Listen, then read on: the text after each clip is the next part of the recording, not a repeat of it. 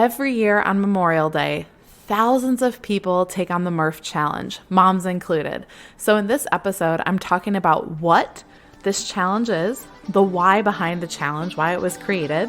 I'm going to give you a mom take on taking this on and how to train for it if this is something that you plan to take on in the future. Hey mama, welcome to the Tough Love Mom Podcast. I know you're here because you're ready to get consistent and finally lose that weight, and you're not afraid of a little tough love. You know what to do to lose weight, but following through on those things feels impossible. You wish you could just feel like your strong, confident self again and want to be a good example for your little ones, but you get thrown off by mom guilt and the unpredictability of motherhood. It's frustrating. Taking on your journey postpartum is hard, but it's not impossible. Hey, I'm Liz, and I've been where you are. I gained a lot of weight in my pregnancies, 90 pounds and then 60 pounds. I needed to lose that weight to take control of my health and honestly just wanted to feel like myself again. With a sustainable approach to weight loss, simple consistency, and working on my mindset, I lost it all in just over a year both times, and I'm here to help you do the same. I believe that we have an ingrained ability to figure out what we need to do, make it happen, and do it in a way that awes the world.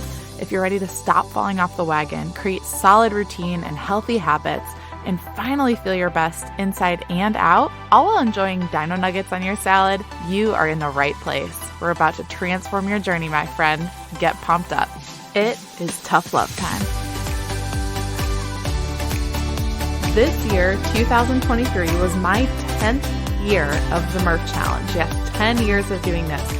I started my first year when I met Casey, which was in 2013. It was about 5 months after we met. It was my first year doing it.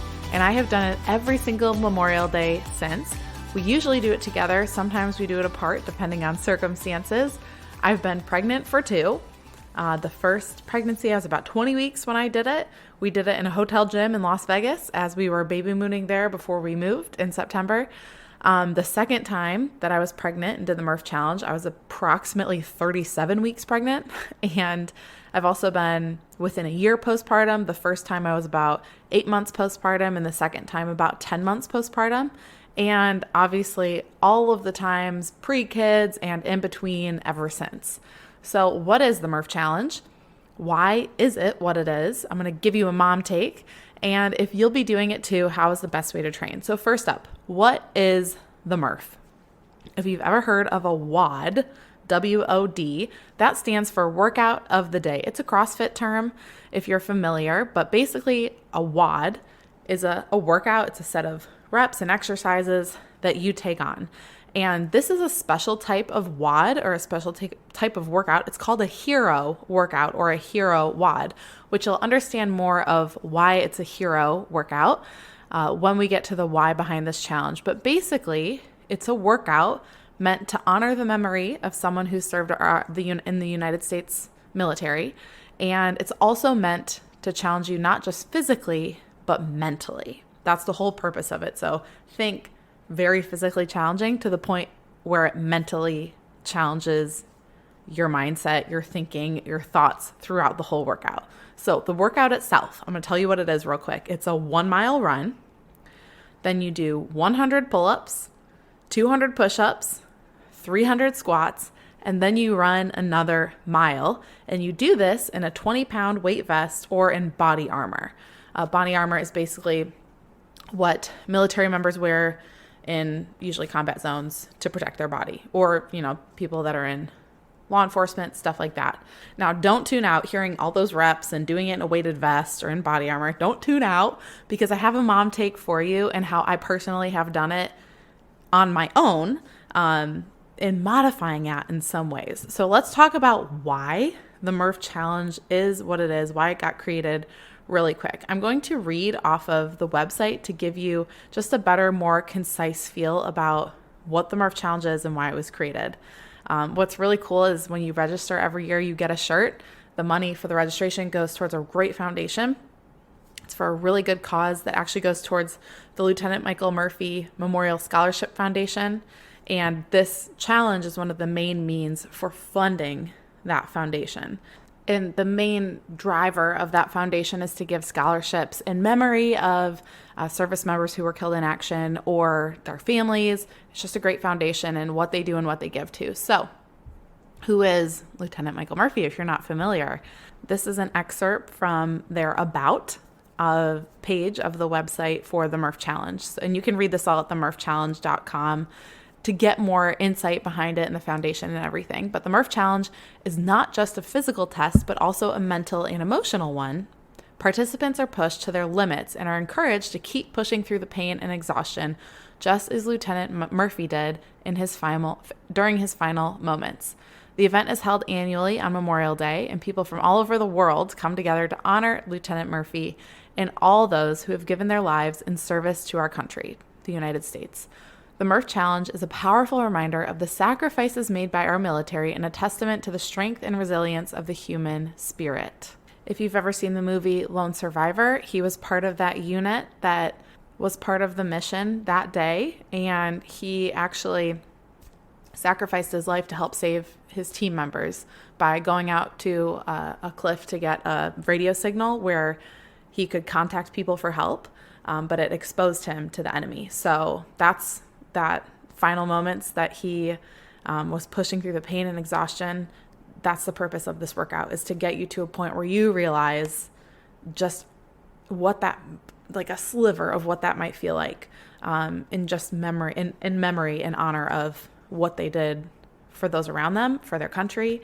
And it's just a beautiful thing to get to participate in. So that is the why behind this event. That is what the registration money goes towards. It's a great thing. Again, go to themurphchallenge.com to read more about it.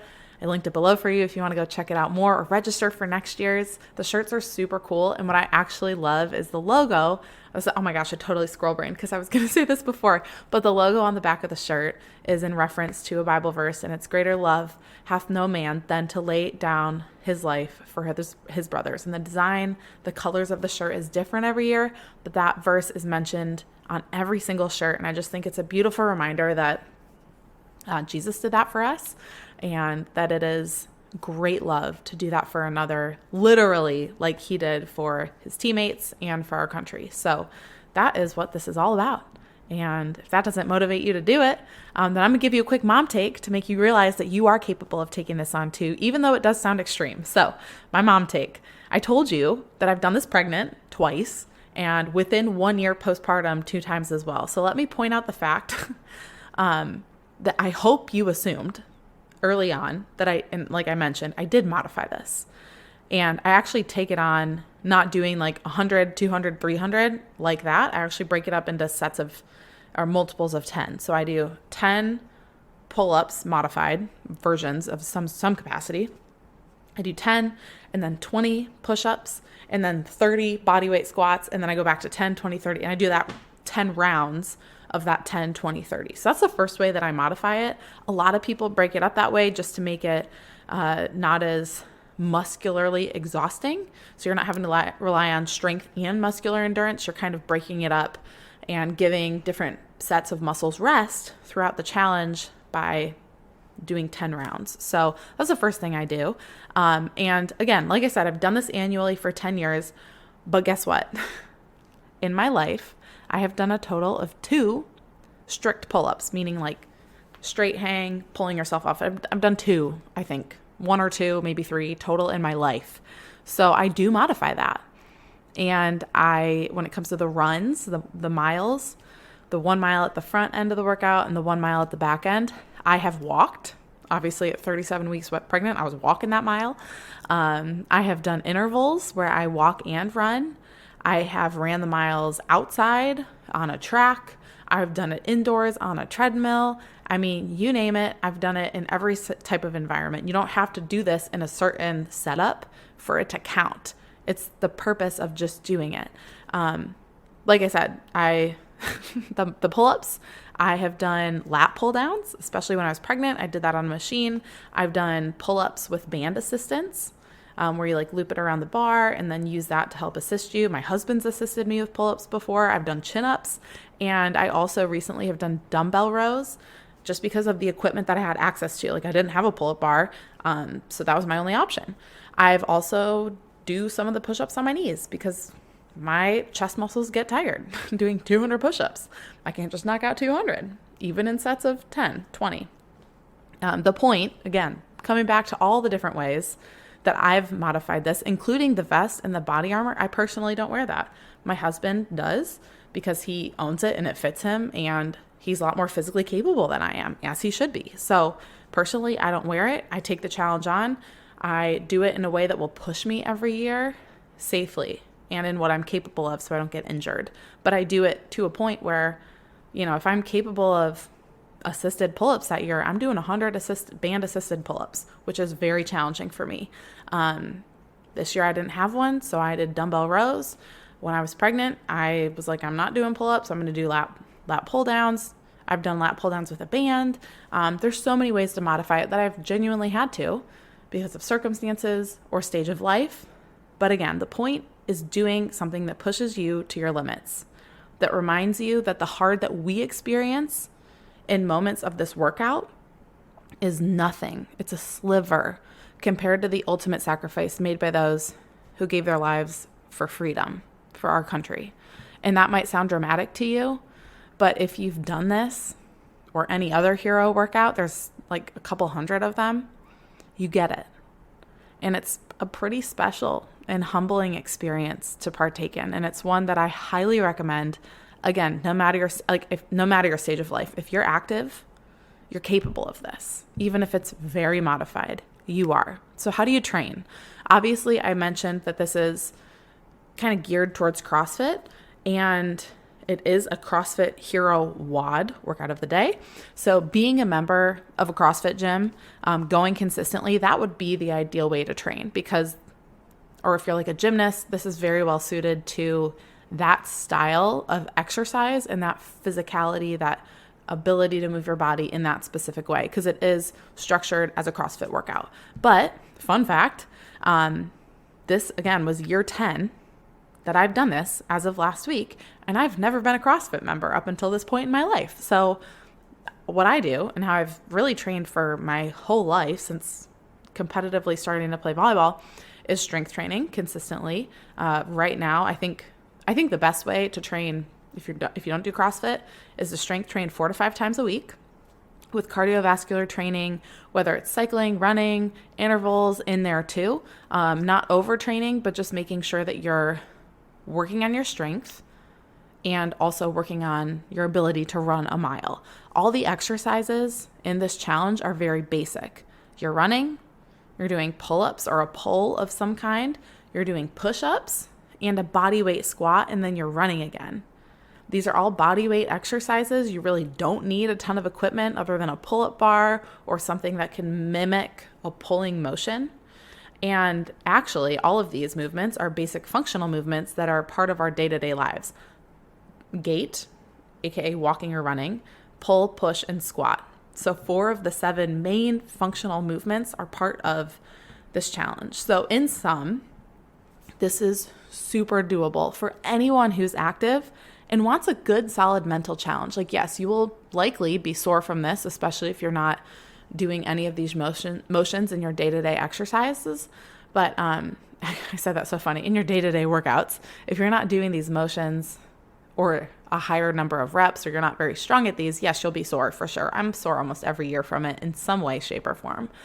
But it's doable if you're active in any type of consistent basis. And I think there's so much value in the mental challenge of this, just in the humbling experience that it is, which is why I 100% recommend it. You can go to themurphchallenge.com to register for it every single year. You get a t-shirt, which is great. And what that money does is support a really, really awesome foundation in memory of someone who did a lot for the United States. You get a shirt or a tank top. I love to get the t-shirts because they're really comfy. They're great material. And I do encourage you to officially register. Obviously, it just happened a week ago today. So I don't think it'll be until a couple months from now when you can register for 2024. But it supports an amazing foundation that does great work. It's an amazing mental and physical challenge that I think every mom would benefit from doing because it pushes you again to your limits emotionally, mentally, physically, and we as moms can gain so much from doing that. Not all the time, but every once in a while. So challenge you to take part in it next year with me. You're 11. And until next time, Mama, get after it.